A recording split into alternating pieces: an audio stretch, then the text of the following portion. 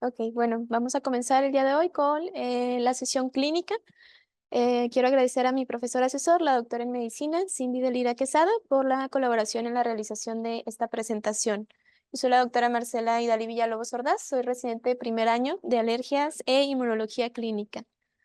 Comenzando con el caso clínico, la ficha de identificación del paciente, por nombre PLAL, género masculino, edad 7 años, religión cristiana, curso el segundo grado de primaria, es originario de Matamoros, pero radica aquí en Juárez, Nuevo León. El motivo de su consulta es por una dermatosis. El interrogatorio pues hizo de manera indirecta a la mamá y su fecha de consulta fue el 21 de marzo del año presente. Antecedentes serofamiliares, la mamá con dermatitis atópica y rinopatía crónica. Antecedentes personales no patológicos, él es gesta 2, obtenido por parto eutóxico, aparentemente sin complicaciones. Alta del binomio, sí alimentada con leche materna a los 6 meses de edad y a esa edad también inició la alimentación complementaria. Cirugías, fracturas, transfusiones, alergias a medicamentos negadas, así también como hospitalizaciones. De antecedentes personales no patológicos, de intramuros sí refiere pues abundante polvo, me niega humedad, alfombras y peluches, cortinas sí con cambio mensual, son cortinas de tela. El colchón pues tiene 6 meses de uso, zoonosis negada. Y dentro de los extramuros sí refiere parques y árboles, así como también pastos, arroyos cerca a 10 metros y fábricas negadas. Antecedentes también personales, ahora sí patológicos del paciente. Él ya tenía asma, la cual fue diagnosticada a los 3 años, ya en tratamiento, pero con beclometasona. 50 microgramos, un disparo cada 12 horas. También diagnóstico de rinopatía crónica. Inició sus síntomas desde los 3 años de edad en tratamiento sintomático únicamente. Y también dermatitis atópica, está diagnosticada a los 2 años en seguimiento por pediatra con aproximadamente un brote por año. El paciente inicia su padecimiento actual hace 6 meses con nuevo brote de dermatitis atópica, el cual pues se ha exacerbado en los últimos 2 meses. ¿Cuál es la topografía? Bueno, inicia en miembros superiores e inferiores, tórax anterior y posterior principalmente. Ya había recibido tratamiento, estaba con Desonida, aplicación cada 12 horas, también pimecrolimus, pero esto se lo ponía ocasionalmente la madre, además de 3 ciclos cortos ya de corticosteroide sistémico, sin aparente mejoría de las lesiones.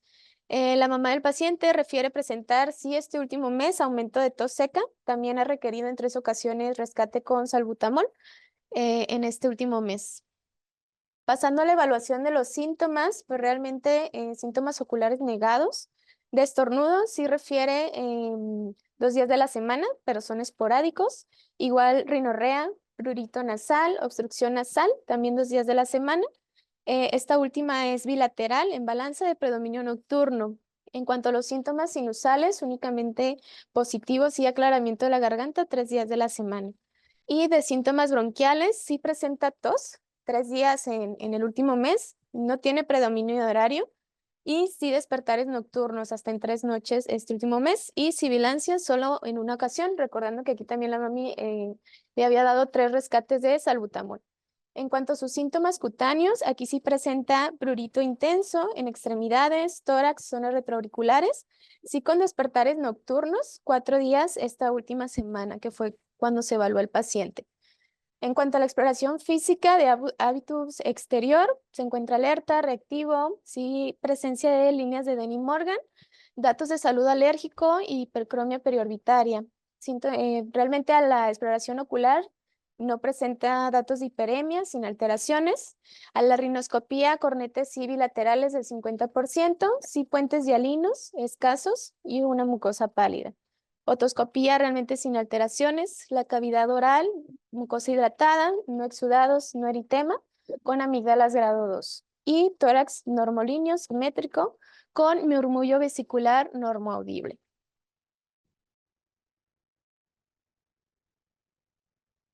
Y haciendo más énfasis en lo que es pues, el tejido cutáneo, estas fotos pues, fueron tomadas en la primera consulta, donde sí en extremidades podemos ver unas pápulas puntiformes, son agrupadas en placas con inflamación persistente.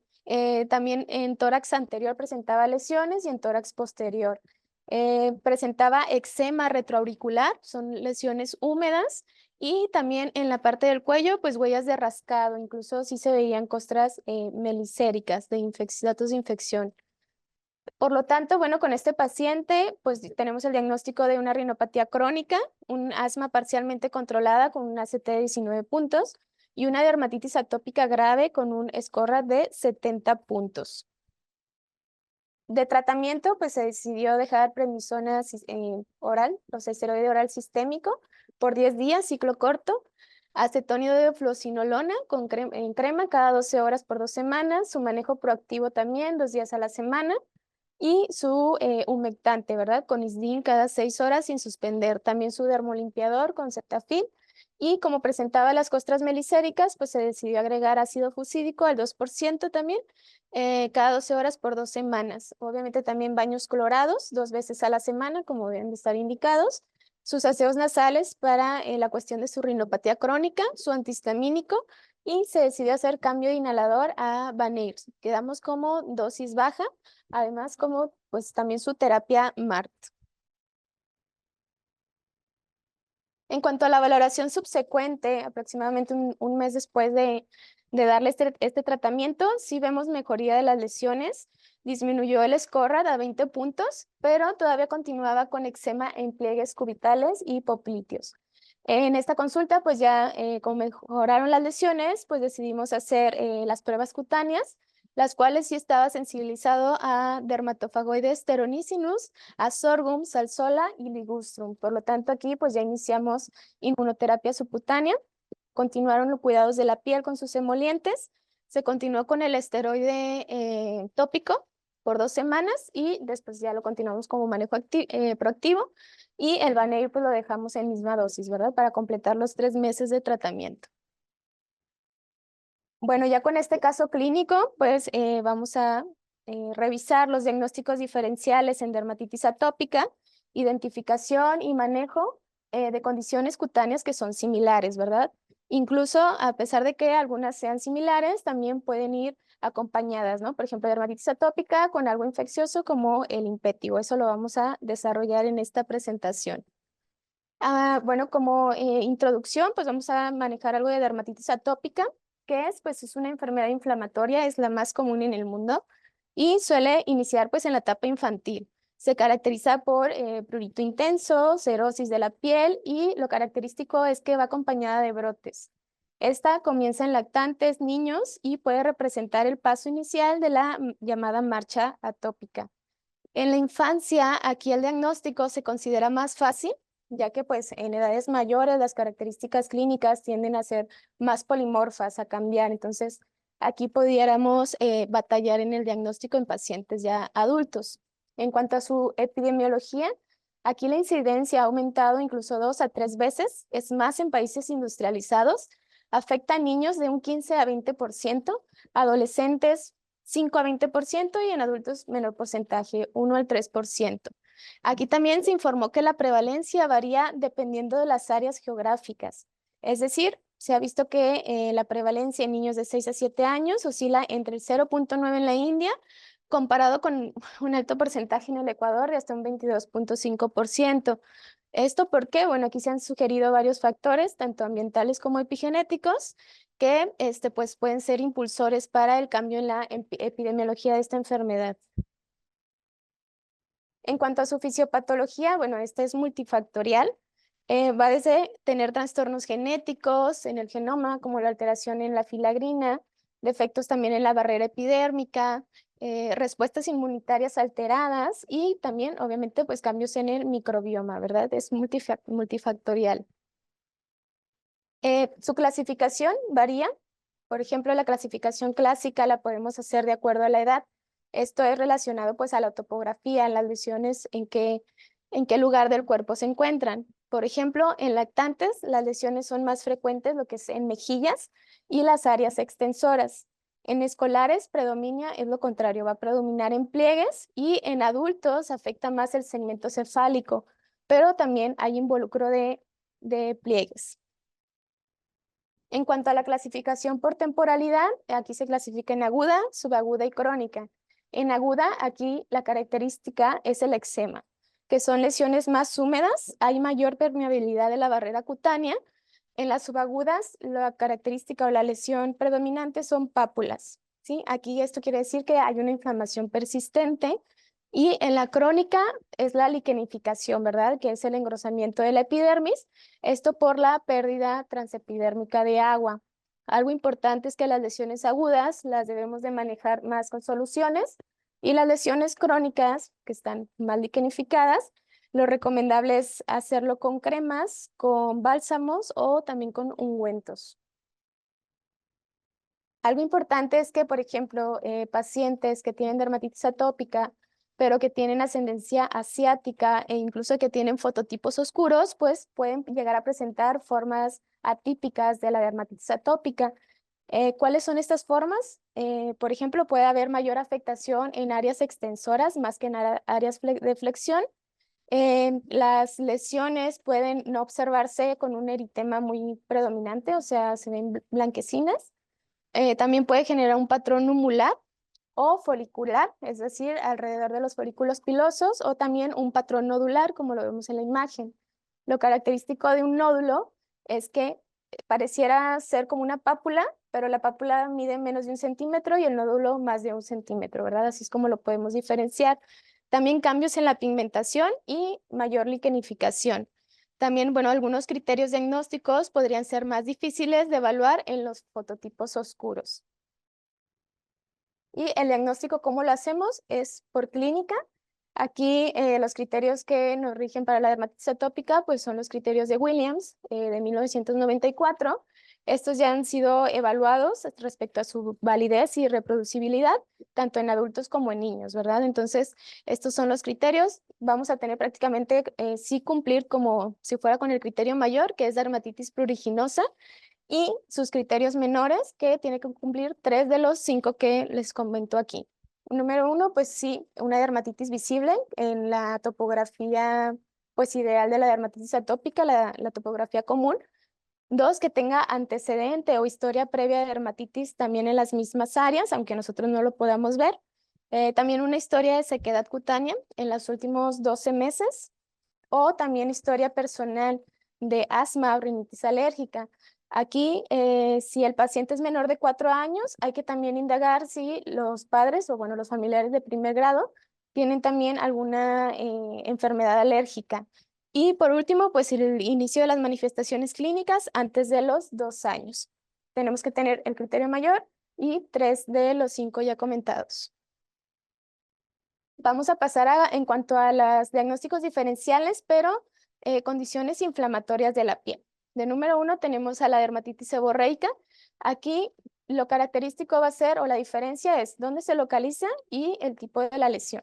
Esta lesión son placas eritematosas con escamas, que son amarillas, tienen aspecto graso, y la localización va a ser diferente, es decir, en lactantes se observan en áreas ricas de glándulas sebáceas, como puede ser cuero cabelludo, oído externo, el centro de la cara e incluso zonas intertriginosas.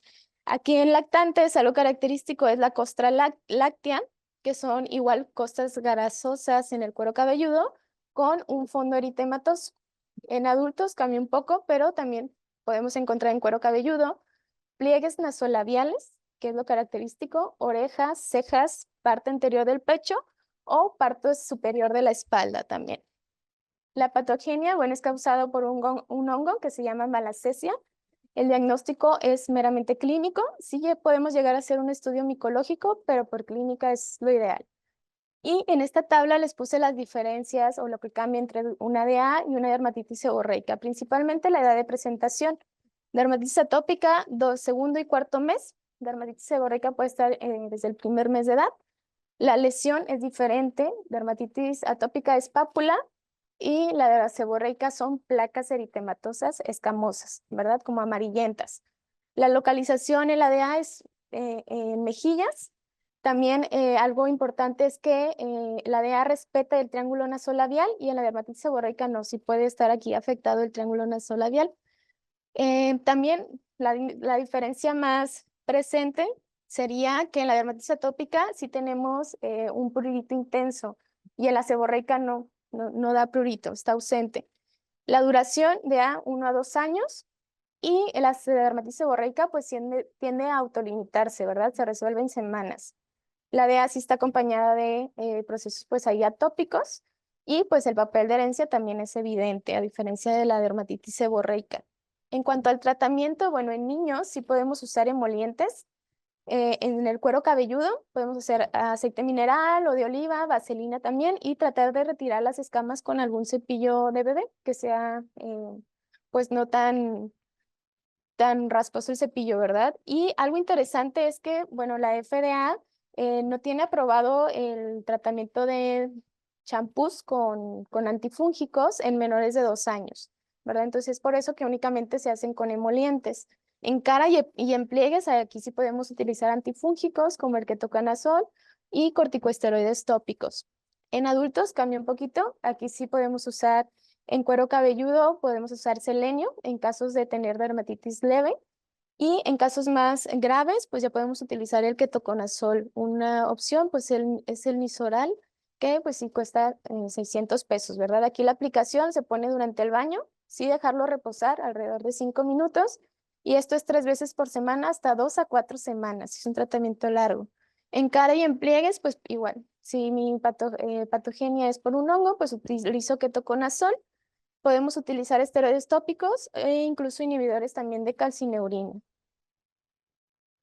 En cuanto a la psoriasis, bueno, la psoriasis es también una enfermedad cutánea. La característica de la lesión es que es una lesión papuloescamosa crónica. Esta puede ocurrir a cualquier edad, más frecuente de los 30 a 39 años, 50 a 69 años. La etiología es todavía un poquito ahí multifactorial, puede ir desde genética, ambiental, factores como obesidad, alcohol, tabaco. Y algo importante es que hay ciertas citocinas impulsoras de esta enfermedad, ¿verdad? Que son claves. Es la interleucina 17 y la interleucina 23. El diagnóstico es clínico por ver las lesiones características y también biopsia de piel. El tratamiento pues se da con emolientes, lo básico, corticosteroides. Aquí sí podemos agregar análogos tópicos de vitamina D y algo pues sí más potente, inhibidores de la calcineurina, inmunosupresores como metotrexate o ciclosporina, incluso biológicos como infliximab. Y algo importante es que alrededor del 5% de la población pediátrica tiene superposición de una dermatitis atópica con una psoriasis, ¿verdad? Aquí pues la pista o lo característico es que esta puede ser considerada sí una dermatitis atópica, em, pero si responde al tratamiento, ¿verdad? Si no responde al tratamiento, yo aquí ya pienso pues en otros diagnósticos. La topografía también cambia, es diferente en menores de 2 años. Está principalmente en cuero cabelludo y en área del pañal. Mayores de 2 años, igual, área del pañal, ano genital, pero es más en rodillas, codos y también en región lumbar, región sacra, ¿verdad? Aquí las placas son de color rojo, rosa, violáceo, hiperpigmentadas, pero la característica es también la escama. Y bueno, como lo vemos en las imágenes, pues aquí en niños pueden también tener placas, pero la afectación es más a nivel facial y periorbitaria. Tenemos dos signos característicos, que es el fenómeno de Kopner. Aquí este fenómeno nos indica que se llegan a desarrollar las placas, pero en sitios donde hay traumatismos en la piel, ¿verdad? Y el signo de Auspitz, que si nosotros llegamos a eliminar la placa de la psoriasis, lo que logramos ver en la lesión va a ser un sangrado de manera como de puntos después pues, de eliminar esta escama. En cuanto a la dermatitis numular, esta su característica es que es una lesión eczematosa, es pruriginosa y tiene forma de moneda. Aquí tenemos que hacer forzosamente los criterios de dermatitis atópica de Williams. Si no cuenta con los criterios, si todo nos sale negativo, entonces sí consideraríamos que es un eczema endógeno, idiopático, porque la etiología todavía no se conoce del todo, pero si tengo criterios para dermatitis atópica, pues aquí la voy a reclasificar como un subtipo de dermatitis atópica, ¿verdad? Sí puede ir acompañada. El diámetro de las lesiones van desde 1 hasta 10 centímetros. En la fase aguda son de color rojo, opaco, pueden ser exudativas e incluso tener un aspecto de costra. Y bueno, con el tiempo se vuelven más secas y también escamosas. ¿Cuáles son los sitios más frecuentes? Aquí sí va a cambiar un poco, son en extremidades superiores y en extremidades inferiores. Sí, puede también ocurrir en tronco, pero es menos frecuente. Y algo importante es que si la cara o el cuello están afectados, aquí debemos de considerar ya otros diagnósticos alternativos. A diferencia de la dermatitis atópica, que es más en lactantes, aquí es inusual que la dermatitis numular ocurra antes de los 5 años, ¿verdad? Por lo que nos dicen aquí las guías. Y bueno, su epidemiología es más en hombres, puede ser a cualquier edad, pero sí en mayores de 50 años. Su etiología aún no está del todo pues conocida. Se cree que puede ser también por Staphylococcus aureus, pero igual puede ser ocasionada por contacto con metales, alcohol, en personas sensibilizadas al gluten, aerolérgenos, como ácaros de polvo. El diagnóstico es clínico, con las características de las lesiones, y el tratamiento igual son emolientes. Aquí sí podemos usar corticosteroides de alta o ultra alta potencia. Se puede utilizar fototerapia y también se utiliza inmunosupresores. En cuanto a la dermatitis alérgica de contacto, este pues es un tema que ya vimos en sesión general, no me voy a detener mucho, pero bueno, pues es una reacción de hipersensibilidad retardada tipo 4. Aquí pues es por tener estar en contacto con ciertos alérgenos como el sulfato de níquel, que es el número 1, cobalto, mezcla de fragancias 1 y 2, dicromato de potasio e incluso isotiazolinona o metilcloro isotiazolinona. Las características de las lesiones van a tener dos fases, una de fase aguda en la cual tenemos lesiones con eritema, con pápulas e incluso con vesículas. En la fase crónica, aquí ya se disminuye el eritema, pero mis lesiones quedan liquenificadas y con cerosis. La topografía son áreas que están expuestas. Quiero decir, puede ser manos, cara y párpados. Y también algo importante en la dermatitis alérgica es que tenemos o podemos tener una foto alérgica que pues son en áreas expuestas principalmente por uso de bloqueadores, puede ser también por AINES y también por perfumes, ¿verdad? Aquí se requiere el contacto con la luz ultravioleta para generar estas lesiones. También algo característico de los perfumes o las lociones es que pueden llegar a tener lesiones que se llama dermatitis de Berloque, que generan como una forma de goteo de donde quedó ahí la loción. En cuanto a la dermatitis irritativa de contacto, aquí el mecanismo inmunológico es diferente, es un efecto citotóxico directo o inflamación cutánea por contacto con un irritante, ¿verdad? Puede ser un irritante endógeno o exógeno. Dentro de los endógenos es más común en niños, por ejemplo, la saliva en los labios, también pues en la orina, en las heces. De irritantes exógenos en los químicos, pues puede ser detergentes, disolventes, agentes oxidantes, ácidos, álcalis. Y dentro de los exógenos también físicos está metal, madera, fibra de vidrio, papel y polvo, ¿verdad? Y este tipo de dermatitis es más común también en pacientes pediátricos, en carita principalmente por la saliva, igual dorso de las manos, porque pues se llevan también las manitas hacia la boca, y el área del pañal, porque pues también la orina es un pH ácido y el cambio no frecuente de este pañal pues nos hace tener esta dermatitis. Aquí se crean pues ciclos frecuentes de humedad y secado de la piel, y de nuevo humedad y secado de la piel. También está presente dentro de las irritativas la fitofotodermatitis. Esta es una exposición tópica a sustancias derivadas de plantas y aparte se le agrega la exposición a la radiación UVA, ¿verdad? Las sustancias o las plantas más comunes pues es el apio, la chiribía silvestre, que es como un tipo de zanahoria blanca, el perejil, limones y limas, ¿verdad? Por ejemplo, en la foto de su lado izquierdo tenemos una paciente que estaba haciendo limonada en un día de campo y obviamente pues con la radiación UVA generó estas lesiones eritematosas en cara. La siguiente imagen es en referencia a un paciente que andaba en una pradera, obviamente pues con short, y aquí pues las plantas o el contacto con las plantas pues generó ahí unas lesiones hiperpigmentadas, ¿no? En forma de látigo. ¿Y cuáles son las pistas o cómo yo sospecho de una dermatitis? Bueno, un alto índice de sospecha basado en el historial familiar y personal, ¿verdad? La morfología son áreas expuestas, ya dijimos manos, párpados, cara. El haber tenido una exposición previa, unas lesiones que son con cerosis, es un curso temporal y en ocasiones, pues aquí también sí pensaríamos en hacer algún diagnóstico que son el ideal, las pruebas de parche. Pasando a otra dermatitis inflamatoria, también la pityriasis alba. Esta es una infección bacteriana superficial, puede llegar a confundirse con la dermatitis atópica o bien puede coexistir con ella, pueden estar las dos presentes. Su epidemiología es más en edad escolar, niños que andan asoleándose, jugando, corriendo. No tiene predominio de género. La etiología es por un estafilococo aureus. Las lesiones son parches hipopigmentados, son mal circunscritos. El diagnóstico es meramente clínico. Y aquí, pues, la localización es más en extremidades superiores proximales, menos frecuente en cara y en tronco, pero sí las podemos llegar a ver principalmente en cara. Y aquí nos comenta que se vuelven más prominentes con el aumento del sol en verano, debido a que pues, no les ponemos bloqueador solar, ya que la piel circundante se llega a broncear, entonces por eso se resalta más la mancha hipocrómica.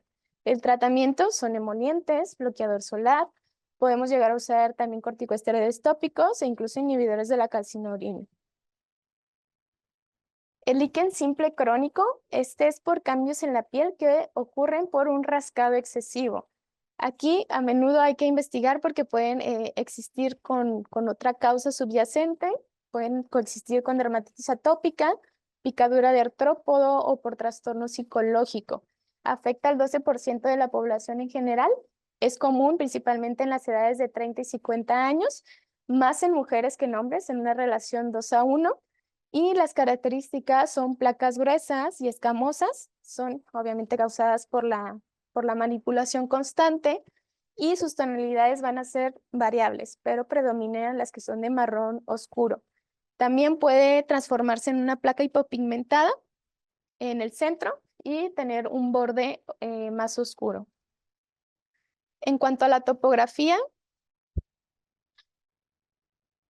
bueno, aquí como ya comentamos, son por áreas de rascado, por lo tanto van a ser zonas que son fácilmente accesibles a rascarse. Tobillos, codos, dorso de las manos, parte superior de la espalda, cuello y regiones anogenitales. Estas lesiones son simétricas, especialmente en las superficies extensoras de las extremidades. El tratamiento, pues, es que vamos a tener que reparar las funciones de la barrera cutánea y tratar de reducir este ciclo de picor y rascado. Cuidados de la piel, los cuidados generales con sus emolientes, uso de ropa de algodón, también reducir la inflamación con corticosteroides tópicos, pero ya de alta potencia porque las lesiones sí son incluso más liquenificadas, e incluso también dar un ciclo corto de esteroide, este sería el de primera línea. Inmunomoduladores tópicos como tacrolimus o pimecrolimus, y también el manejo del prurito, ¿verdad? Lo podemos hacer con inhibidores selectivos de la recaptura de serotonina, con antidepresivos, e incluso con antihistamínicos sedantes. O también podemos utilizar cremas en base de mentol para disminuir estos síntomas en el paciente. Esto sería en cuanto a dermatitis, diagnósticos diferenciales de dermatitis inflamatoria. Ahora vamos a continuar con las que son infecciosas o bien infestaciones. Aquí varios factores pueden estar contribuyendo al aumento de las infecciones en la dermatitis, desde defectos de la barrera cutánea, supresión de la inmunidad innata cutánea por la inflamación de tipo 2, también agregarse pues la colonización del patógeno más frecuente en la piel, que es el estafilococo aureus, la disbiosis cutánea, y algunas infecciones o infestaciones pueden incluso llegar a imitar la dermatitis atópica. Número 1, pues tenemos el impétigo. Esta es una infección bacteriana superficial, altamente contagiosa. Es más en áreas tropicales y también ocurre en pacientes con bajos ingresos. Lo vamos a clasificar en impétigo primario y secundario. El primario, aquí hay una invasión bacteriana, ¿sí? Directa en la piel, pero es una piel previamente sana. Y el secundario es una piel ya dañada.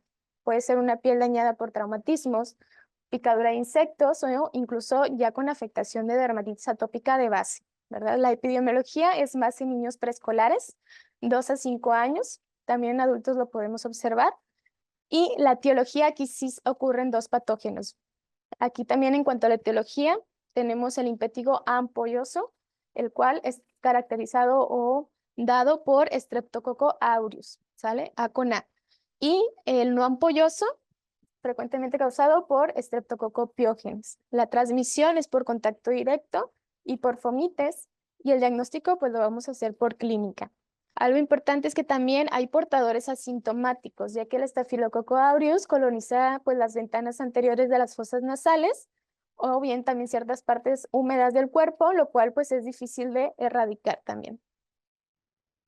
Dentro del impétigo no ampolloso, este es el más frecuente, hasta en un 70%. Las características de las lesiones son pápulas y vesículas, ¿verdad? Estas van a estar rodeadas de eritema y lo convierte en unas costras gruesas séricas, que son las costras meliséricas, como lo vemos en la imagen. Y el ampolloso, pues su nombre lo dice, van a ser lesiones ampollas, que al romperse, pues van a dejar una fina costra marrón. El tratamiento, si es un impétigo limitado, menos de 2% de superficie corporal, lo ideal es dejar tópico mupirocina al 2% e incluso ácido fusídico, que es lo que tenemos aquí en México. Pero el ácido fusídico, pues ya se ha visto que hay cierta resistencia al Staphylococcus aureus. Otra alteración que no tenemos aquí, perdón, otra alternativa que no tenemos aquí en México es la ocenoxacino al 1%. Sí está aprobada en Estados Unidos y Canadá, incluso desde el 2017. Es dada a pacientes mayores de 2 meses con una tasa de éxito del 90 al 100% después de usarla 5 días. Entonces, pues es considerado el mejor bactericida, incluso para aquellas cepas resistentes a meticilina. Este es el estudio que pues hicieron en Estados Unidos para su aprobación, uno de varios. Aquí se hizo la comparación entre pacientes que se les dio la ocenoxacina, que es una quinolona, 239 pacientes, versus aquellos que ya recibieron solamente el vehículo, 201. Realmente aquí pues la conclusión es que pues sí resalta la eficacia y la seguridad de usar esta quinolona administrada a 5 días, ¿verdad? Sí, con una efectividad del porcentaje que ya les comenté. Sin embargo, pues aquí en México todavía no está aprobada debido a que faltan pues todavía ensayos clínicos sobre este antibiótico. En cuanto a tratamiento sistémico, obviamente lo vamos a dar en pacientes que tienen numerosas lesiones, que han tenido recaídas e incluso afectación sistémica. ¿Cuáles son los de primera línea? Cefalexina o dicloxacilina. Dosis de adulto 250-500, dosis infantil solo le quitamos un 0, 25 a 50 miligramos kilo día. Y en cuanto a alternativas, si el paciente tiene hipersensibilidad a penicilina y cefalosporina, pues le damos un macrólido.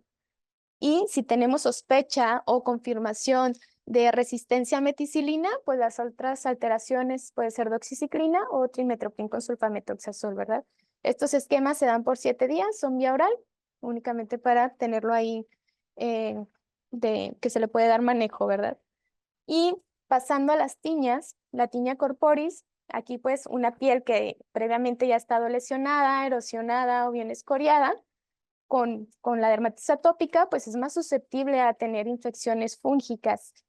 En su epidemiología son niños prepuberales. Su etiología es por el Microsporum canus o Trichospidum mentagrophytes, y el diagnóstico, si es un hongo, pues bueno, lo voy a hacer por hidróxido de potasio o incluso con cultivo. Pero también hay que fijarnos en el tipo de las lesiones. ¿Cómo es la lesión? Esta es una placa roja, anular escamosa, también muy pruriginosa. La característica más relevante es que tiene un aclaramiento central y un borde activo eritematoso.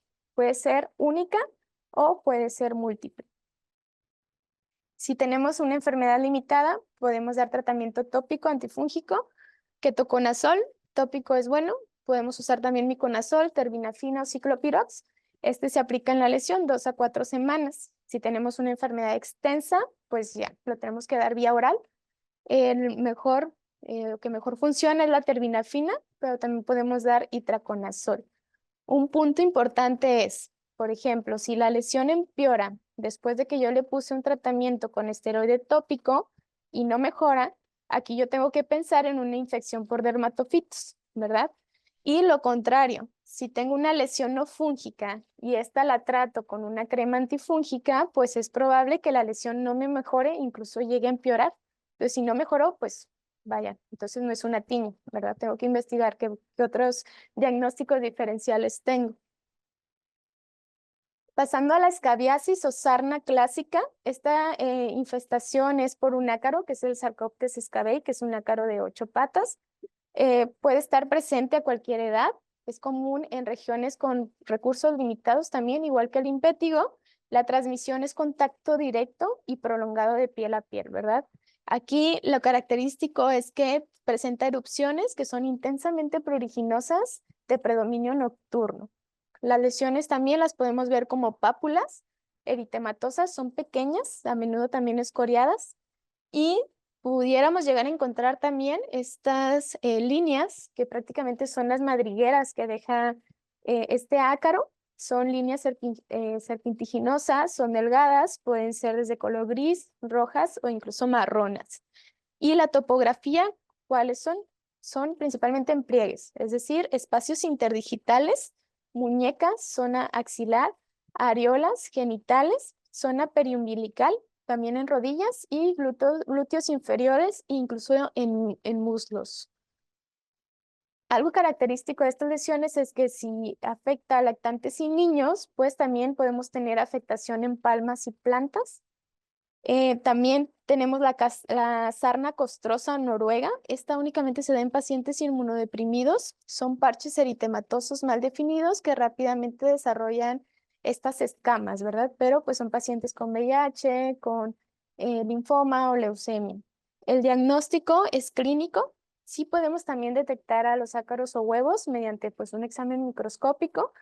Y las pistas para yo poder sospechar de escabiasis principalmente es una picazón que me empeora en la noche, la distribución característica de las lesiones y también preguntar si otros miembros del hogar tienen los síntomas. Generalmente toda la familia está con la misma infestación. En cuanto al tratamiento, yo le tengo que dar entonces tratamiento a mi paciente, pero tratamiento también a los contactos personales cercanos que tengan. Lo podemos dar con permetrina tópica. Aquí su uso está a partir de los 2 meses de edad. Se coloca durante la noche. Lo dejamos reposar de 8 a 14 horas aproximadamente y al día siguiente ya lo lavamos con el baño normal. Es necesario, pudiera ocurrir, tener que aplicar una segunda aplicación, pero esta se hace 1 o 2 semanas después. También otro tratamiento es la ivermectina oral. Esta es una alternativa de la permetrina. No es de elección en el embarazo ni en pacientes menores de 15 kilos, pero ya en los demás sí los podemos dar. Una dosis de 200 microgramos kilo, es una dosis única y la podemos repetir si tenemos pues no mejoría de las lesiones 1 o 2 semanas después de la primera dosis. En cuanto al molusco contagioso, este igual es causado por virus, pertenece a la familia del Poxviridae y su único reservorio es el ser humano. Su prevalencia va del 5 al 11% en niños de 0 a 14 años. Es más frecuente en pacientes inmunodeprimidos, incluso en pacientes con VIH pueden estar afectados hasta un 20%. La transmisión es por contacto directo de piel a piel o también con fomites. Aquí estas lesiones pueden aparecer en cualquier parte del cuerpo, excepto en palmas y plantas. ¿Cómo son las lesiones? Las lesiones son pápulas, pero lo característico es que son umbilicadas. Son de color carne, rosadas o blancas nacaradas de 2 a 5 milímetros. Entonces, esta es la característica principal. Y bueno, se ha propuesto que la dermatitis atópica sí es un factor de riesgo para tener el molusco contagioso, pero todavía estos datos pues son incluso contradictorios. Lo que sí podemos encontrar es una dermatitis por molusco. Aquí se desarrolla una dermatitis, es decir, el eritema alrededor de la lesión de la pápula característico, y aquí el tratamiento pues es con corticosteroides tópicos, pudiera llegar a ayudar en cuanto a la dermatitis, pero pues realmente el tratamiento para el molusco es con crioterapia, y que lo hacen los dermatólogos con nitrógeno, ya sea alegrado e incluso con una sustancia que se llama cantaridina. Esta cantaridina se aplica con un aplicador de, vaya la redundancia, de madera en la lesión, y lo que hace es crear una ampolla. Tengo que estar vigilando que se me cree la ampolla para yo ahí tratar de hacer como el curetaje del molusco. Otra también importante es el eczema herpético. Esta es una infección viral, es causada por el virus del herpes simple.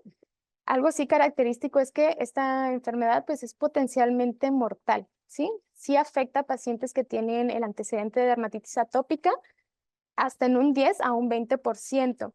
Y se ha visto que aquellos que hacen este tipo de eczema pues tienen una dermatitis atópica de inicio severo y de inicio más temprano, ¿verdad? Así como niveles de IgE totales también aumentadas. Es más común en lactantes y niños, es más en cuello y tórax, en cara también. Puede ir desde una afectación local. Las características son vesículas, son erosiones perforadas, pero lo característico es que son costras hemorrágicas, ¿verdad?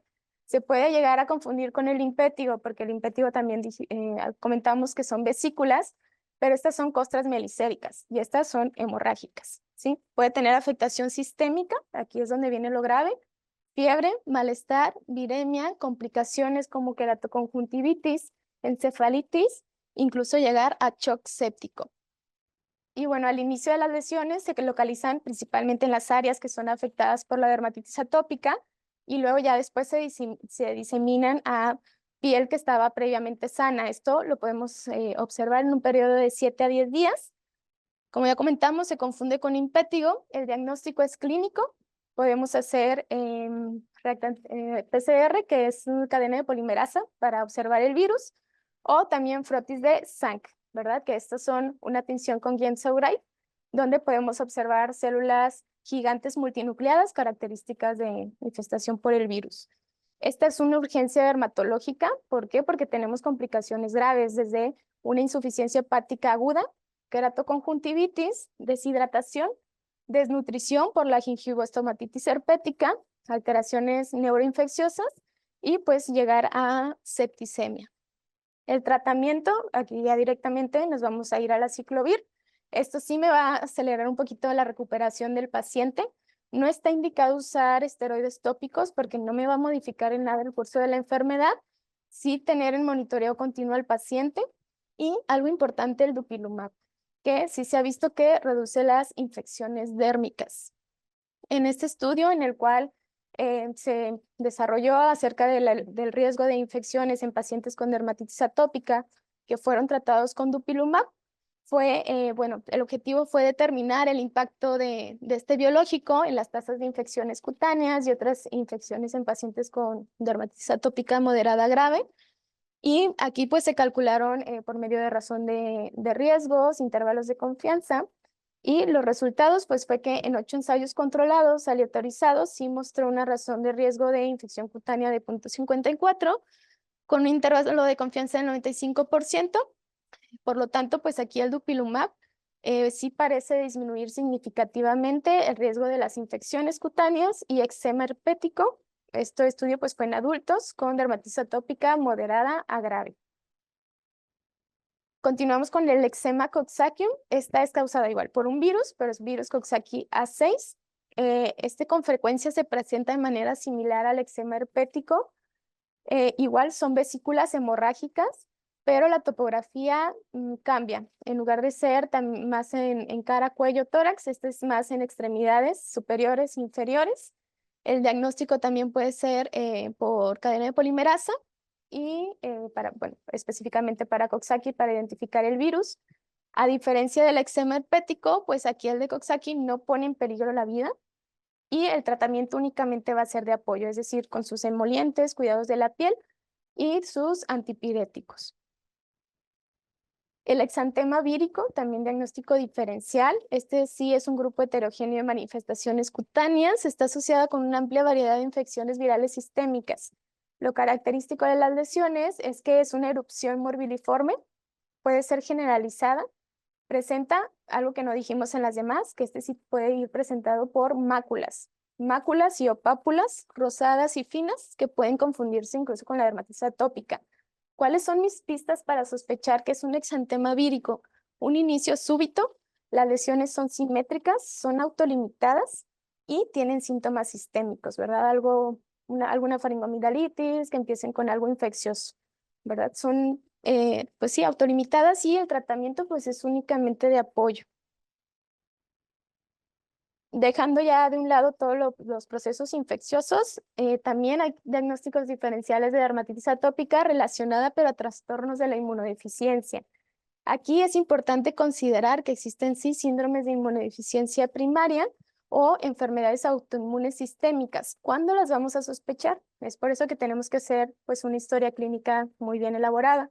Mis banderas rojas serían antecedentes de consanguinidad, muertes tempranas en la familia, evaluación de las líneas celulares, es decir, pedirle al paciente pues, una biometría hemática y que yo tenga ya aislamientos de ciertos patógenos. Lo característico es que son lactantes con dermatitis no leves, son moderadas, son severas, incluso pues se presentan en edades muy, muy tempranas. El prurito es severo, con una erupción eczematosa generalizada. No presentan la misma topografía que la dermatitis atópica, incluso estas tienden a ser generalizadas. Son resistentes a tratamientos convencionales e incluso yo tengo que buscar si hay afectación de otros órganos internos como hepatomegalia o linfadenopatía.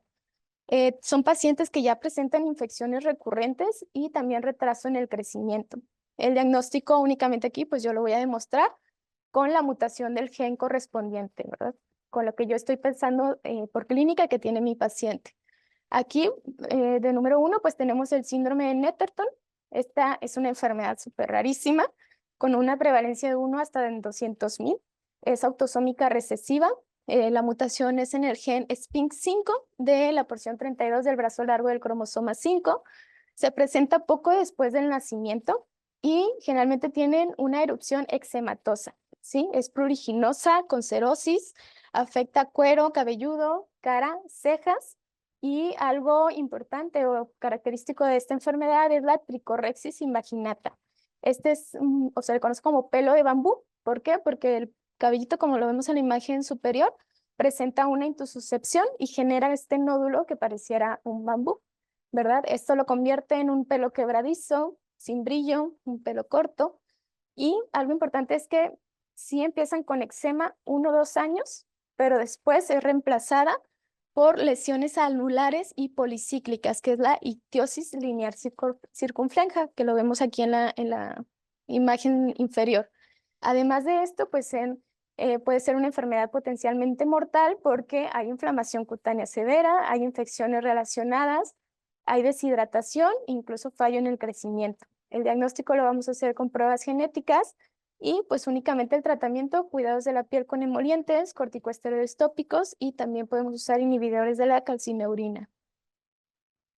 En cuanto al síndrome de Omenn, esta es una enfermedad inflamatoria, forma parte del síndrome de inmunodeficiencia combinada grave. Es autosómica recesiva, la mutación está en las proteínas RAC1 y RAC2, que son importantes ahí para el reordenamiento de segmentos génicos en la maduración del linfocito B. Aparece antes del primer año de vida, muchas veces su desenlace es fatal. Sus características son que presenta eritrodermia, linfadenopatía, hepatosplenomegalia, eosinofilia profunda, diarrea crónica persistente, alopecia, importante, y retraso en el crecimiento. En laboratorio que vamos a encontrar eosinofilia, niveles séricos elevados de IgE, incluso hipogamaglobulinemia, porque es una combinada.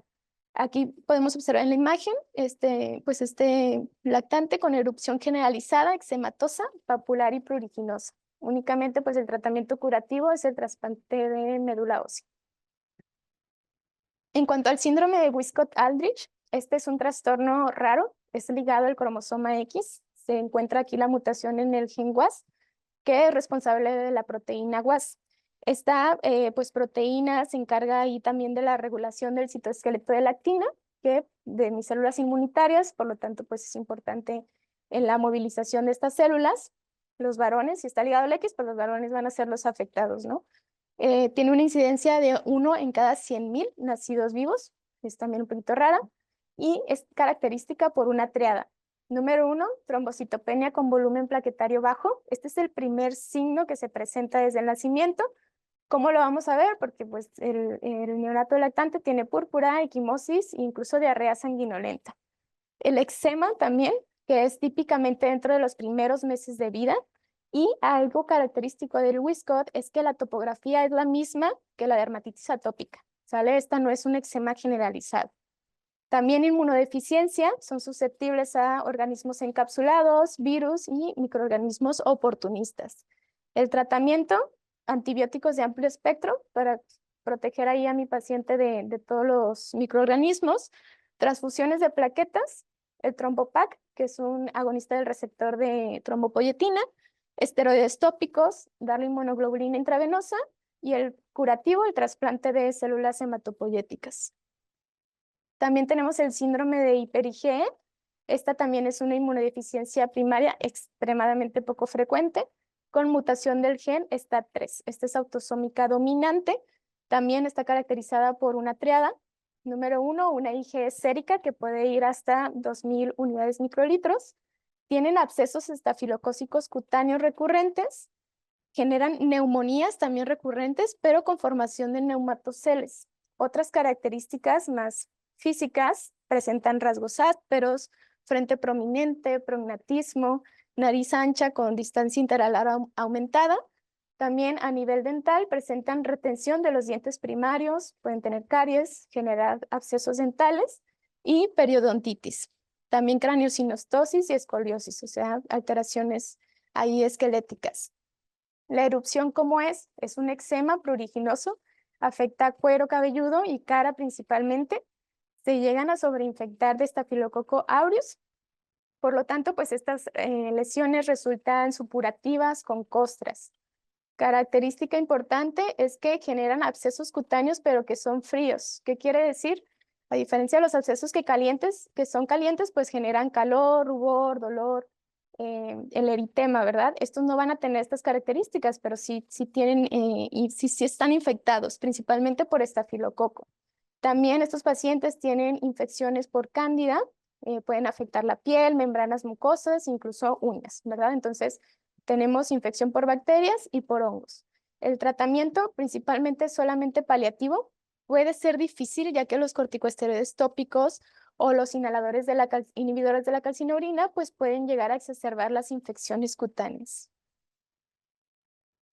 También tenemos a la inmunodeficiencia combinada, que es la deficiencia por DOC8. Este es autosómico recesivo. Este también está dentro ya de la clase de las combinadas graves. Y bueno, aquí la prevalencia también es muy rara, 1 en 1.000.000 de recién nacidos. Si es combinada, pues vamos a tener alteración en linfocito T y linfocito B. Está caracterizada por eczema grave, son infecciones sinopulmonares recurrentes, pero a diferencia de la hiper-IgE, que era bacteria y hongo, estas son bacterias y infecciones cutáneas virales, ¿vale? Las más frecuentes es por virus herpes simple en un 60%, molusco contagioso, virus de papiloma humano y herpes zóster. También vamos a tener una IgE que puede estar normal o también puede estar elevada y también alergia alimentaria grave. Aquí el eczema es agudo, es diseminado con eritema y aspecto húmedo. Va a tener escasa respuesta al tratamiento habitual y puede progresar a un eczema crónico, ¿verdad? Podemos ver liquenificación o incluso variedades graves infrecuentes tipo prurigo nodular. Y bueno, si tengo en estos pacientes el defecto de mi barrera cutánea, también defecto en la función de mis linfocitos T, B y natural killer, pues me va a aumentar el riesgo de infecciones virales, ¿verdad? Principalmente los que ya comentamos. Y esto también a su vez incrementa el riesgo de neoplasias epiteliales. Aquí pues el tratamiento son cuidados de la piel, sus emolientes, sus esteroides de mediana potencia para exacerbaciones, también cubrirlo con antibióticos en caso de piodermas, cubrirlo con aciclovir por los patógenos más frecuentes. Y de biológicos sí se puede llegar a usar dupilumab y omalizumab. Aquí también el único tratamiento curativo es el trasplante de células progenitoras hematopoyéticas. Y ya para finalizar, conclusiones personales. Aquí es fundamental una evaluación cuidadosa de la historia clínica, la distribución, la aparición de las lesiones para llegar a un diagnóstico preciso, ¿verdad? Aquí un diagnóstico preciso me va a evitar el uso innecesario de tratamientos, de pruebas, incluso de consultas pues, que son innecesarias. Esto con el fin de que el paciente se vea beneficiado, tanto pues, en su salud, también como en su tiempo y por costos, ¿verdad? Algunas condiciones como la dermatitis de contacto alérgica, pues aquí sí requiere la identificación y evitación de alérgenos específicos, Por lo tanto, si yo hago un diagnóstico incorrecto, pues podría impedir la identificación de estos factores desencadenantes. También considerar que existen síndromes de inmunodeficiencia primaria cuando se tiene pues la historia clínica, hacer una historia clínica detallada, sacar lo que vimos de las banderas rojas y si la afección cutánea pues incluso si no mejora con el tratamiento, pues yo tener la idea o pensar que también pudiera ser una inmunodeficiencia primaria. Por lo tanto, pues conocer el diagnóstico correcto permite una mejor planificación y su manejo a largo plazo. Y eso sería todo de mi parte. Gracias.